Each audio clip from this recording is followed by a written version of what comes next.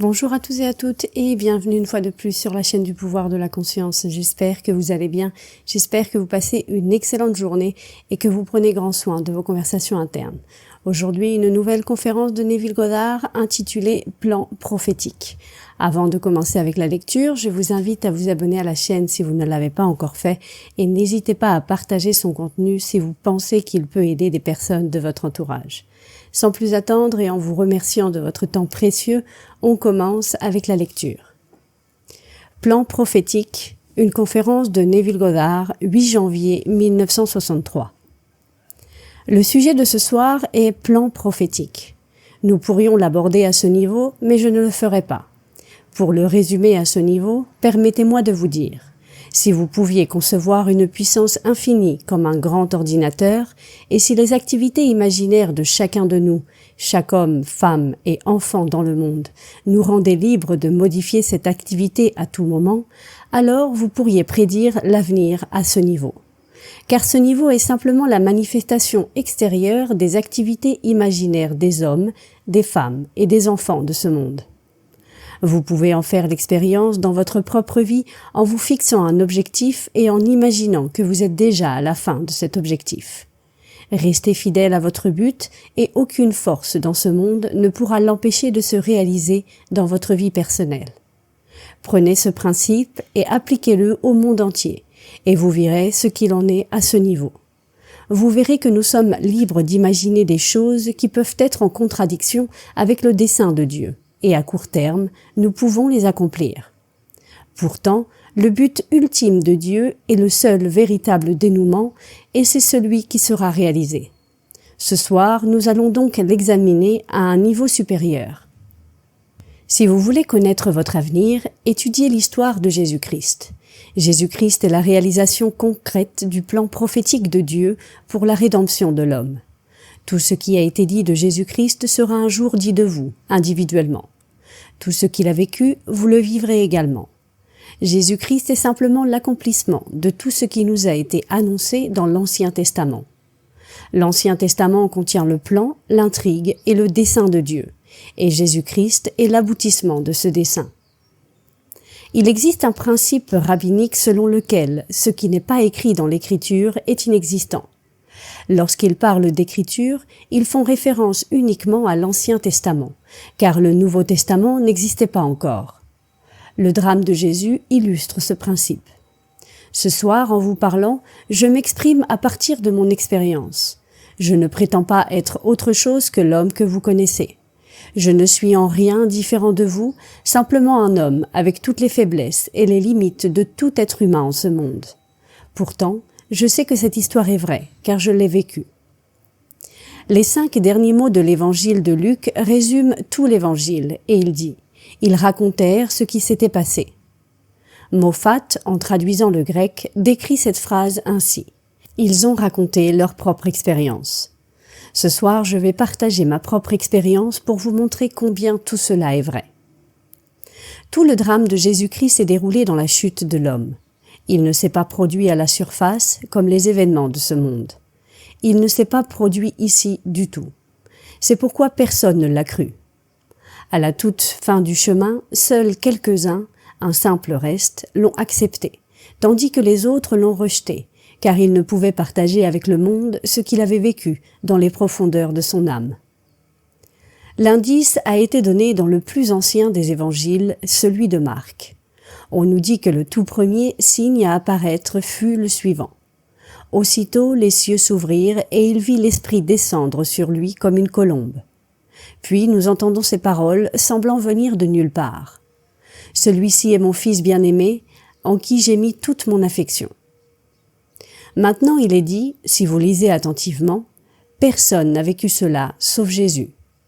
Cela est consigné dans les Écritures, mais celui qui a dû le raconter, car personne n'a vu les cieux s'ouvrir ni l'Esprit descendre sur lui comme une colombe, sauf celui sur qui il est descendu.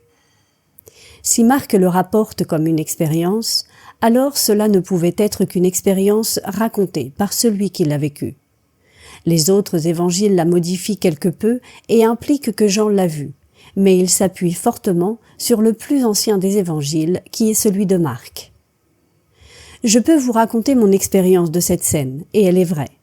Le même homme simple, aussi limité que je le suis, a vécu cette expérience. Personne ne l'a vue depuis ce niveau-ci. Mais je peux vous la raconter, et vous pouvez soit y croire, soit la rejeter. Il est dit « aussitôt les cieux s'ouvrirent ». Et c'est bien ce qui se passe, soudainement, et vous ne voyez rien d'autre qu'une infinité, une transludité, une expansion infinie, et planant au-dessus de vous, une colombe d'une couleur beige clair qui vous regarde et que vous regardez sans inquiétude, et tout cela est centré sur vous. Elle reste là, au-dessus de vous, apparemment sans effort, et pourtant elle est vivante et vous fixe. Alors instinctivement vous levez la main, dans mon cas c'était ma main gauche, et elle descend et vient se poser sur mon index. Je l'ai approchée de mon visage et elle m'a couvert de baisers. J'ai eu l'impression de la passer sur ma tête et elle m'a embrassé encore et encore.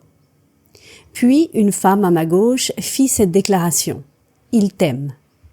Je n'ai entendu aucune voix disant « Celui-ci est mon fils bien-aimé, en qui j'ai mis toute mon affection ». J'ai seulement entendu la voix de la femme qui disait « Il t'aime », parlant de la colombe qui symbolise le Saint-Esprit. Puis elle me dit « Il », utilisant maintenant le pluriel et parlant des oiseaux, ne s'approche pas de l'homme. Et elle me donna la raison.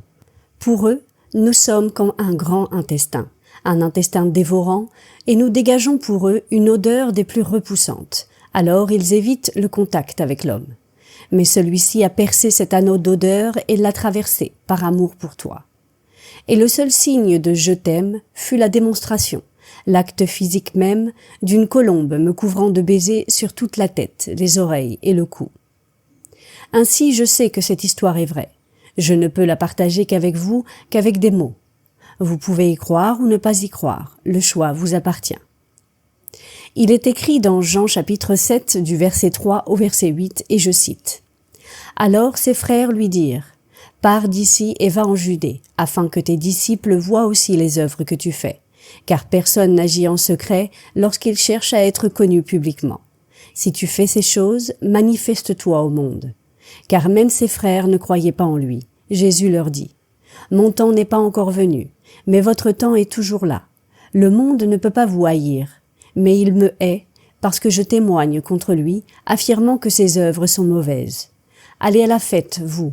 Moi, je n'y monte pas, car mon temps n'est pas encore accompli. » Les disciples n'avaient pas encore vu de démonstration de la puissance dont il parlait. Notre temps est toujours ici et ce temps est courbé, et nous avançons sur un cercle qui est un cercle récurrent. Nous avons une mémoire courte et nous ne pouvons pas nous souvenir des choses qui se sont produites. Par conséquent, nous ne pouvons pas prévoir les choses qui vont arriver, car c'est une roue de récurrence. Notre temps est toujours ici, mais il a goûté au pouvoir du nouvel âge et ne peut que décrire la satisfaction de ce pouvoir du nouvel âge, sans pouvoir le démontrer de manière satisfaisante à quiconque en cette époque. Ici, il parle de ce pouvoir et il sait, et leur dit avec fermeté « Vous l'expérimenterez ». Il sait que tout le monde l'expérimentera. C'était à ce niveau. À cette époque, personne n'y croyait. C'était trop fantastique. Il s'élève dans un monde entièrement soumis à son pouvoir imaginatif. Maintenant voici un signe. « Et moi, si je suis élevé au-dessus de la terre, j'attirerai tous les hommes à moi. » Gardez à l'esprit le symbole suivant. Ceci, le corps et la terre. Et moi, si je suis élevé au-dessus de ce vêtement appelé terre, j'attirerai tous les hommes à moi. Ce soir, je vois dans l'audience un gentleman qui m'a écrit une lettre samedi dernier. Son expérience a précédé la mienne. Il est beaucoup plus jeune que moi. Il ne semble pas plus âgé que mon fils, qui aura 39 ans en mai de cette année. Dans sa lettre, il a dit que cela lui est arrivé en 1940. Dans mon cas, cela s'est produit en 1941. Je traversais la mer des Caraïbes sur un cargo allant de Port d'Espagne à Trinidad, à Mobile, en Alabama. Ce soir-là, je me suis couché tôt. Soudain, j'ai été élevé au-dessus de cette terre, et alors que je m'élevais, un chœur céleste est apparu et chantait. Neville est ressuscité, Neville est ressuscité. Là, je n'avais pas besoin de soleil, ni de la lune, ni des étoiles pour lumière, car j'étais lumière par moi-même. Ce n'était pas une lumière éclatante, mais une lumière douce, lumineuse au-delà des rêves les plus fous. Puis je suis arrivé devant une mer infinie d'imperfections humaines, des aveugles, des estropiés, des infirmes. Je n'avais aucune compassion humaine, permettez-moi de vous le dire. En marchant, je n'éprouvais pas la moindre pitié humaine. Je démontrais simplement ce nouveau pouvoir appelé le pouvoir de Dieu. En marchant, j'ai nourri chacun des milliers de personnes qui attendaient ma venue. Tous ne voulaient pas de viande ou de pain. Je leur ai donné ce dont ils avaient le plus urgemment besoin. L'un voulait des yeux, un autre voulait des bras pour des cavités vides, et de magnifiques yeux se sont formés dans des orbites vides, des bras dans des cavités vides.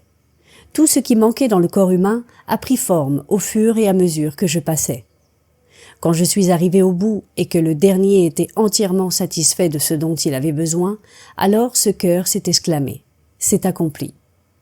Ensuite, moi, dans un monde de luminosité et d'expansion infinie, je me suis contracté dans ce monde d'opacité, atteignant la limite de cette contraction appelée Terre, qui est le corps que je porte actuellement. Voici cette expérience qui confirme la vérité de cette déclaration et je cite « Et moi, si je suis élevé, j'attirerai tous les hommes à moi ». Ces expériences sont des aventures de l'âme. Elles ne se sont pas produites à ce niveau. À ce jour, en 1963, nos plus brillants érudits, en lisant ce manuscrit ancien, ne le comprennent pas, car on ne peut pas le saisir sans ces expériences. Et ici se trouve quelqu'un qui les a vécues, et je vais vous dire, je suis convaincu que certains d'entre vous présents ce soir devront l'expérimenter avant de goûter à la mort. De cela, je suis persuadé. Voici la déclaration faite dans Marc chapitre 8, verset 36. Que sert-il à un homme de gagner le monde entier s'il perd son âme? Puis il a dit, en vérité je vous le dis, il y en a parmi ceux qui se tiennent ici qui ne goûteront pas la mort avant d'avoir vu le royaume de Dieu venir avec puissance. Marc chapitre 9, verset 1. Je vous le dis, il y en a parmi vous assis ce soir qui ne goûteront pas la mort avant d'avoir vu le royaume de Dieu venir avec puissance. Tout cela concerne l'âge à venir, et vous goûterez au pouvoir de cet âge à venir. En d'autres termes, vous ferez l'expérience de ce pouvoir avant de goûter à la mort, car toutes les choses dans ce monde meurent. Ce sont des vêtements mortels et ils meurent tous. Qui êtes-vous? Personne ne le sait? Non, pas même les anges du ciel, seul le Père le sait. Lorsque le rideau commence à se lever en lui et que le Christ est en lui, où qu'il aille, un reste demeure, que ce soit 10, 1000 ou 1 million. Un reste présent ne goûtera pas la mort avant d'avoir vu le royaume de Dieu venir avec puissance. Qui vous êtes, je ne sais pas, cela m'est caché. Écoutez ces paroles. Les prophètes qui ont prophétisé sur la grâce qui devait vous être accordée ont cherché et enquêté au sujet de ce salut. Ils se demandaient quelles personnes parmi eux étaient indiquées par l'Esprit du Christ en eux lorsqu'ils prédisaient les souffrances du Christ et la gloire qui devait suivre. Il leur fut révélé qu'ils ne cherchaient pas pour eux-mêmes, mais pour vous. Non pas les choses qui leur sont maintenant annoncées par ceux qui prêchent la bonne nouvelle, des choses que les anges désirent ardemment contempler. C'est pourquoi placez votre espérance pleinement dans la grâce qui vous sera apportée lors de la révélation de Jésus-Christ. Voici des hommes organisés par la providence divine pour une communion spirituelle, et du fond de leur âme, le Christ parle. Écoutez, le Christ en eux prédit cela. Pas un Christ extérieur, il n'y a pas de Christ extérieur. Si un homme essaie de vous influencer pour que vous lui fassiez confiance en tant que guide, ne le croyez pas. Le Christ en vous est lentement dévoilé, le seul Christ dans le monde. Les prophètes qui ont prophétisé sur la grâce qui devait vous être accordée, c'est-à-dire le don de Dieu lui-même à l'homme, non mérité, immérité. Vous ne pouvez pas le mériter. Il est trop grand. Personne au monde ne pourrait jamais le mériter. Il vous est donné par Dieu. Vous le recevrez en héritage. Dieu nous dit, ils n'auront point d'héritage. Je suis leur héritage. Et tu ne le donneras point de possession en Israël. Je suis leur possession. Ézéchiel chapitre 44, verset 28. Vous héritez de Dieu. Vous héritez de son royaume, car il ne peut y avoir de royaume sans roi. Vous héritez de tout alors qu'il se dévoile lentement en vous. Et le plan de son dévoilement est décrit dans le Nouveau Testament. Ils ont cherché dans les Écritures, dans l'Ancien Testament, et n'ont pas trouvé le Christ dont ils avaient entendu parler. Ils l'ont cherché du début à la fin et n'ont pas trouvé qui il est. Quelle personne parmi eux était indiquée par l'Esprit du Christ en eux lorsqu'ils prédisaient les souffrances du Christ et la gloire qui devait suivre? Ils ne pouvaient pas le trouver. Avez-vous déjà eu une rage de dents? Qui a souffert? Le Christ. Avez-vous déjà été blessé? Le Christ a été blessé. Vous avez vu un ami passer la porte et vous avez pleuré? C'est le Christ qui pleure. Le Christ souffre, il n'y a rien d'autre que le Christ, et il est votre propre imagination humaine, merveilleuse. Il souffre jusqu'au dernier jour, jusqu'à ce qu'il commence à se dévoiler en vous, comme vous. Ainsi, le plan prophétique pour vous, individuellement, nous est révélé dans le Nouveau Testament. Vous ne pouvez pas le trouver dans l'Ancien Testament avant qu'il ne commence à se manifester dans le Nouveau. Et alors, vous retournez en arrière et voyez où les prophètes l'ont enregistré. Mais ils ne pouvaient pas le comprendre. Comme nous tous, ils cherchaient une personne. D'où viendra-t-il? Ils ont posé une question simple. Quand le Christ viendra, personne ne saura d'où il vient. Les dernières paroles que Pilate lui a adressées furent « D'où viens-tu » Il ne répondit pas. S'il répondait qu'il venait d'un certain endroit, il ne parlerait que de son vêtement extérieur, et il ne pouvait pas leur dire car il n'aurait pas compris. C'est ainsi que s'accomplit l'Écriture dans le dernier livre de l'Ancien Testament. Soudain, il apparaît dans un temple, et personne ne sait d'où il vient. Qui apparaît? Le Seigneur. Il apparaît si soudainement en vous que vous n'avez pas la moindre idée de ce qui se passe. Et soudain, vous êtes en possession d'un pouvoir dont aucun être sur terre ne rêve, un pouvoir plus grand que tout pouvoir terrestre. Quel pouvoir sur terre pourrait prendre d'innombrables yeux, mains, bras et jambes et les modeler encore parfaits? Ils ne peuvent pas créer un seul cheveu de votre tête. Ici, un homme passe, insensible à la compassion humaine, et il pourrait faire apparaître tout ce qui est urgemment nécessaire. Il exerce un pouvoir. Voyant cette imperfection humaine, la question est posée. Qui a péché? Cet homme ou ses parents? Ni cet homme ni ses parents, mais afin que les œuvres de Dieu soient manifestées. Peu m'importait qui avait péché, lorsque je voyais les aveugles, les boiteux et les estropiés être rendus parfaits. C'est un monde entièrement différent, dans lequel nous nous dirigeons tous.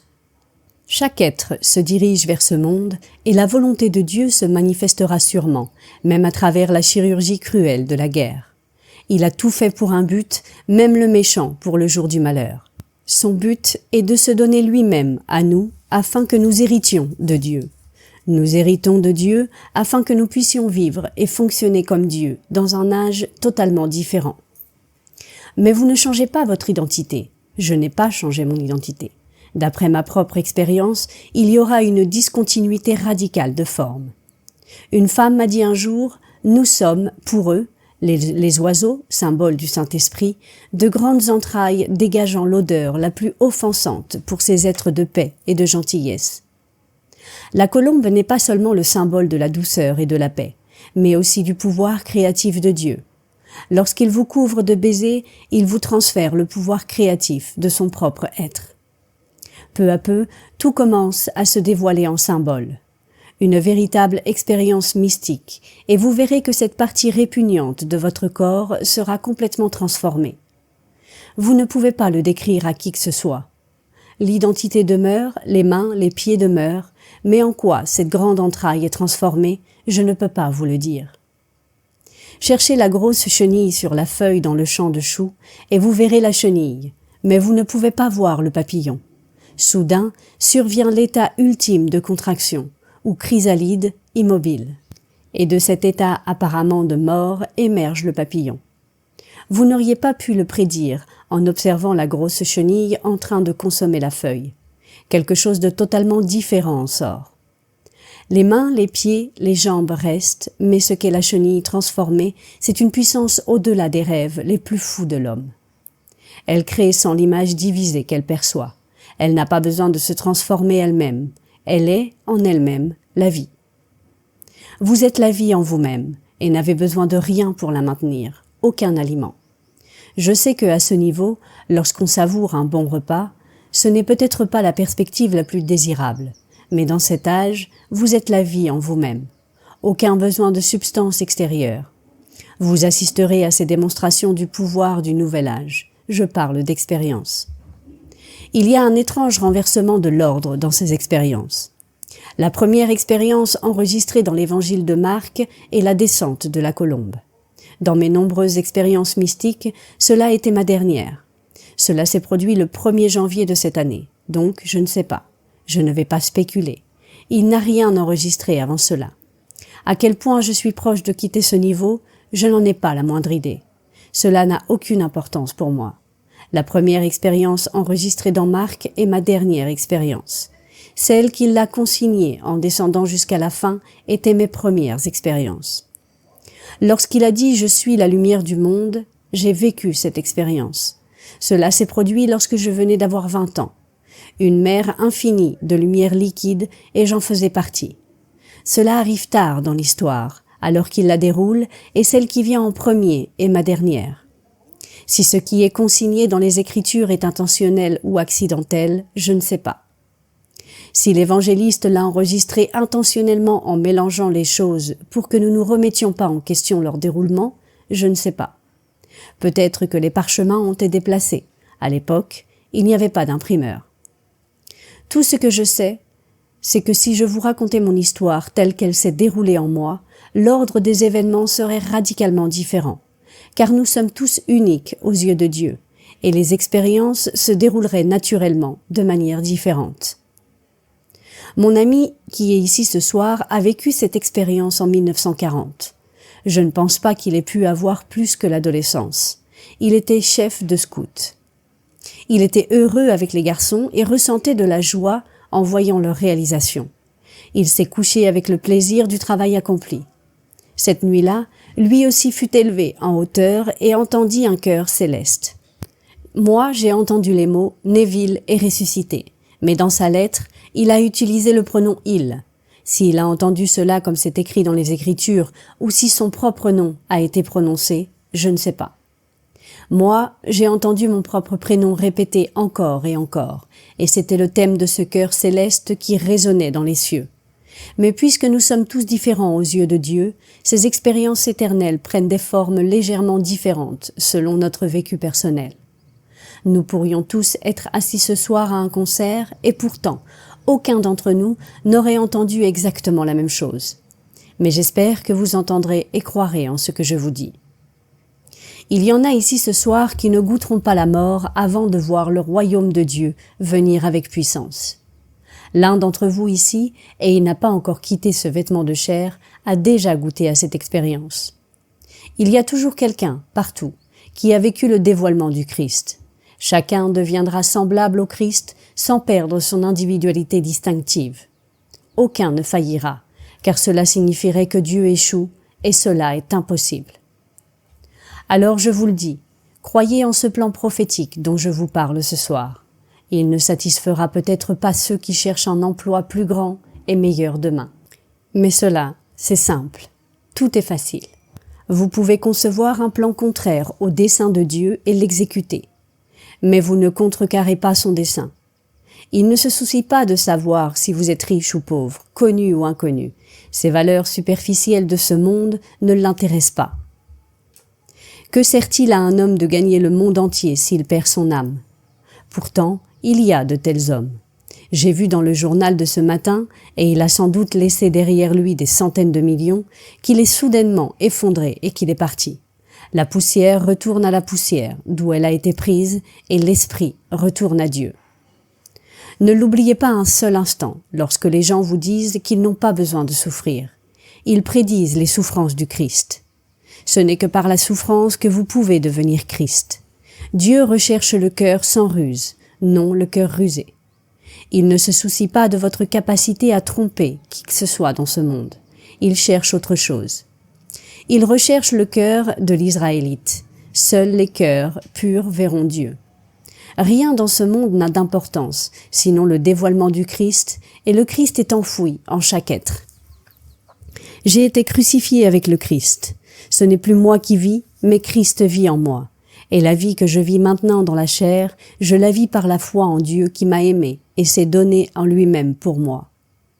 Il est véritablement devenu moi, et je ne le savais pas.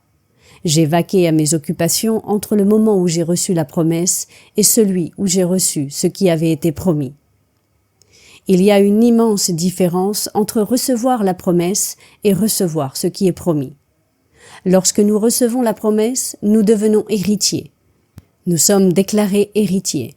Mais lorsque nous recevons ce qui est promis, nous obtenons l'héritage. Et entre ces deux moments, recevoir la promesse que j'hériterai de Dieu et recevoir effectivement ce qui est promis, c'est-à-dire Dieu lui-même, se déroule la vie de l'individu. Ainsi, nous passons de la réception de la promesse à la réception de ce qui est promis, et nous traversons l'enfer. C'est le séjour des morts que le Christ traverse après la crucifixion. Au commencement, nous sommes tous crucifiés avec Dieu, puis viennent toutes ces expériences. Et ensuite vient la fin, qui est un processus de dévoilement. Tout ce qui est dit dans les évangiles à propos de Jésus-Christ sera un jour vécu par vous comme votre propre expérience personnelle. Ce n'est qu'alors que vous saurez qui est Jésus-Christ. L'Apocalypse est le dévoilement de Jésus-Christ en vous, et lorsque vous serez dévoilés, alors vous ressusciterez. Maintenant, entrons dans le silence.